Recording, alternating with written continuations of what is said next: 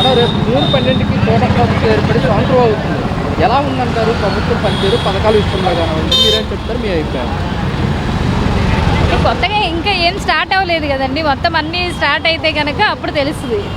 ఇంకా మొత్తం ఏం స్టార్ట్ అవ్వలేదు కదా. ఇంకా మొత్తం అనేది ఫుల్గా అన్నీ ఇస్తూ ఉంటుంటే అప్పుడు కానీ అర్థం కాదు. లైన్లోకి ఇంకా ఎవరు రాలేదు కదా.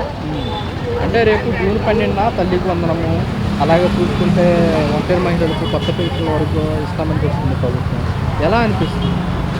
ఇస్తే కనుక ఏమొస్తుందండి, అందరికీ మంచిదే కదా. ఇస్తే హెల్ప్గా ఉంటే ఎవరికైనా మంచిదే కదా. గతంలో ఎలా ఉందంటారు? గతానికి ఇప్పటికి తేడా? గతంలో ఏంటంటే ఆయన ఫస్ట్ సారి ముఖ్యమంత్రి అయ్యారు కాబట్టి అన్నీ కరెక్ట్గా చేసుకుంటూ వెళ్ళాలి అని చెప్పి చేసుకుంటూ వెళ్ళారు. ఇదేంటనేది ఇంకా ఏం అర్థం కాలేదు అంతే. అంటే పథకాలు ఇవ్వడం లేట్ అయింది ఇప్పటి వరకు. అవును లేట్ అయింది. సంప్రదంగా ఇస్తామని చెప్పేసి కూటమి ప్రభుత్వం. అవును లేట్ అయింది మరి. ఇప్పటి వరకు ఇంకా ఏం రాలేదు ఎవరికి.